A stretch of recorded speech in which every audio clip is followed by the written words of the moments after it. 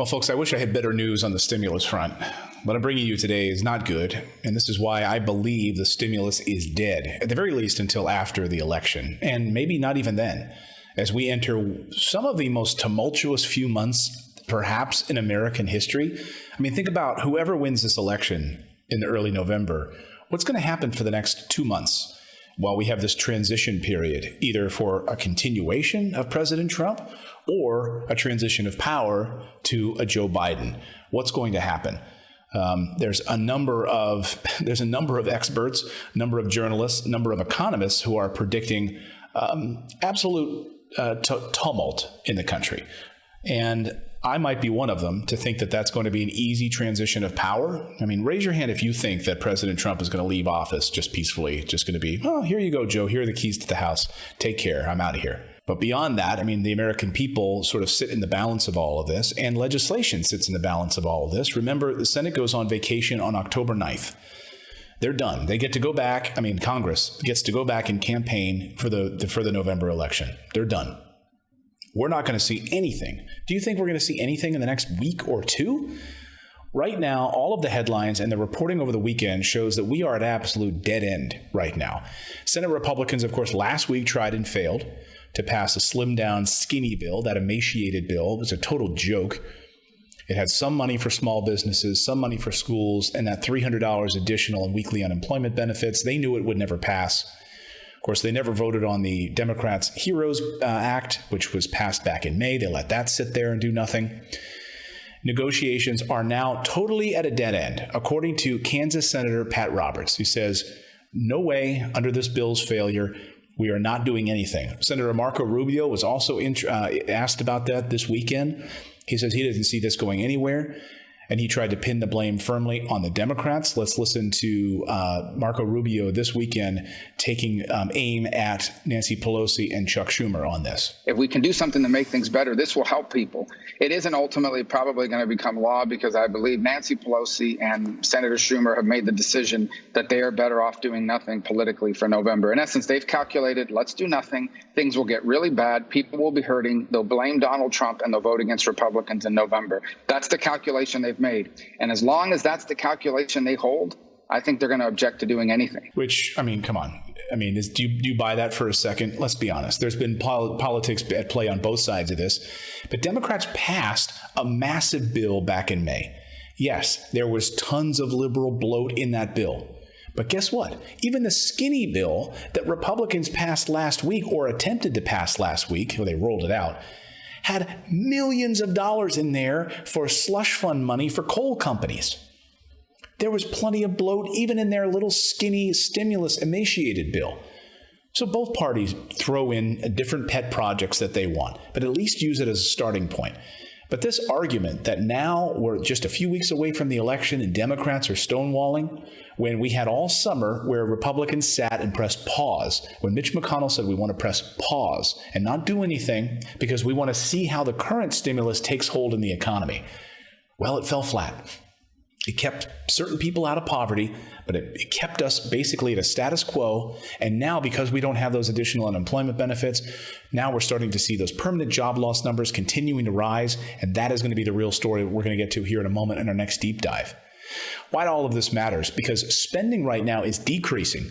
Job gains are slowing, and many small businesses warn right now that without more assistance from the government, they will run out of cash before the year end, and they will shut down for good.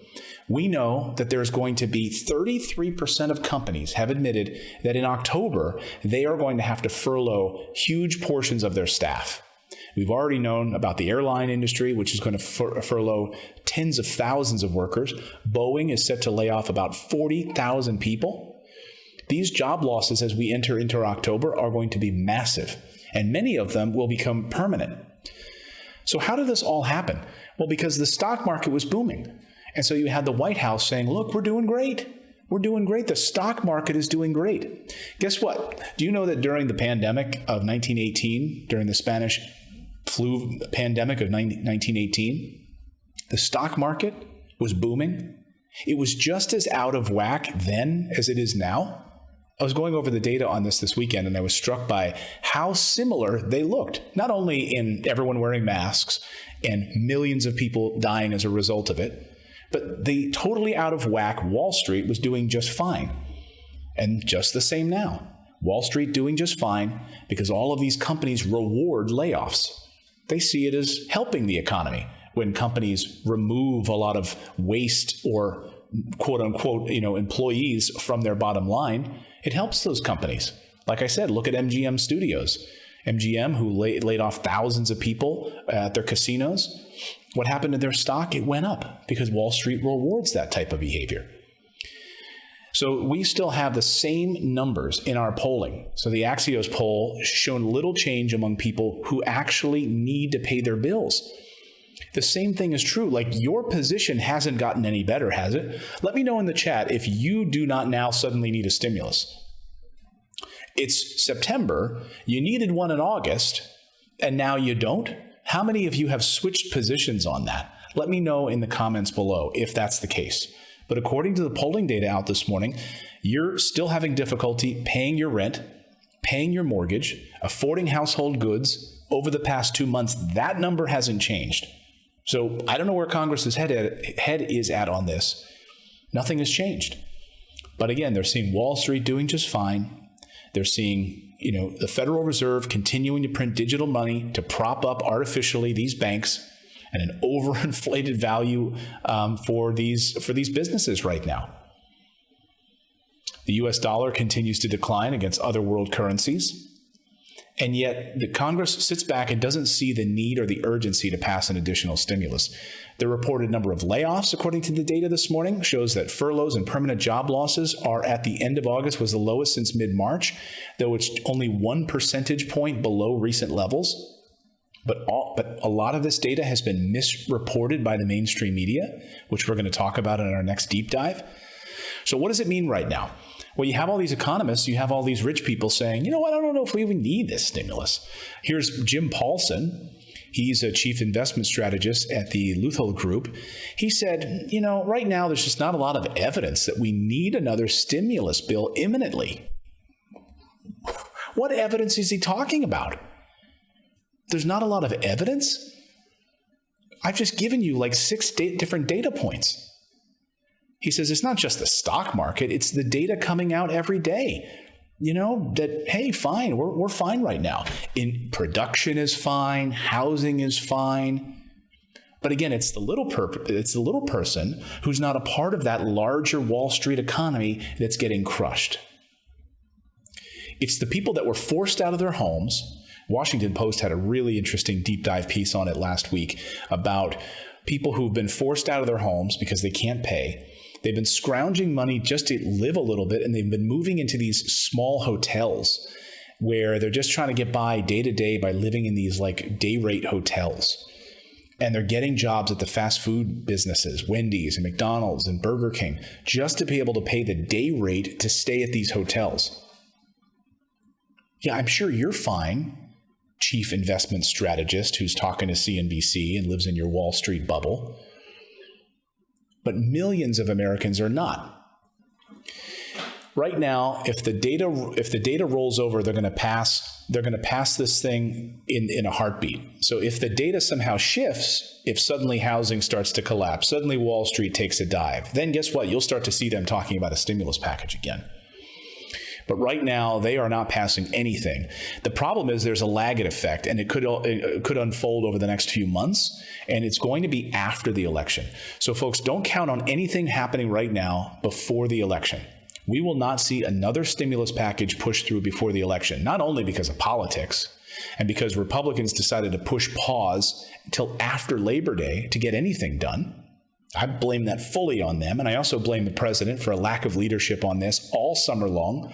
While he was out playing golf, he could have been talking to the American people in these hardest hit communities, and he said he could have been talking directly to those people that are working at Wendy's, that are working at Burger King right now, just trying to put food on the table. He could have said, look, I know how hard you've been hit.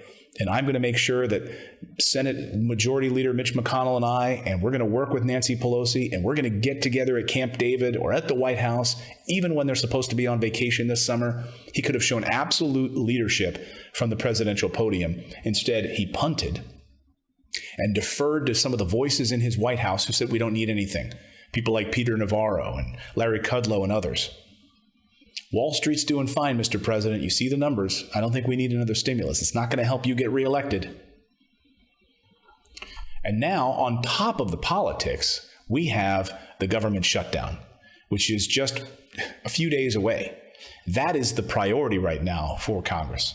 And we don't have finalized numbers on that, and we don't have a final vote on that to get these continuing resolutions through to keep the government open. That is going to take precedent over any kind of a stimulus package. But the latest numbers and the latest data over the weekend suggest that they are at an absolute dead end, according to Kansas Senator Pat Roberts. Nothing. And where is the stalemate? Well, the stalemate is around the number. The stalemate is around state and local governments not getting any funding. The stalemate is over that $600 per month per week in unemployment benefits. It's over frontline worker pay, money for hospitals, testing and tracing, and yes, schools are reopening, but also having the frontline worker and PPE and testing in place as well to stop the virus. That's been a huge piece of what Democrats want. They are far apart. They're trillions of dollars apart on this. And as we're heading into election, there is zero chance that we see some sort of a stimulus bill passed in the next few weeks. So that's the very latest on that stimulus front. We're going to be talking about the unemployment numbers in a second. Please go ahead and smash that like button and subscribe to the channel. Please don't forget, we publish our daily morning newsletter every day, first thing in the morning, so you can subscribe and delivered right to your inbox. It's totally free at morninginvest.com. So go and check it out. And we thank you so much for your support on downloading that newsletter and watching us on a daily basis. Thank you so much.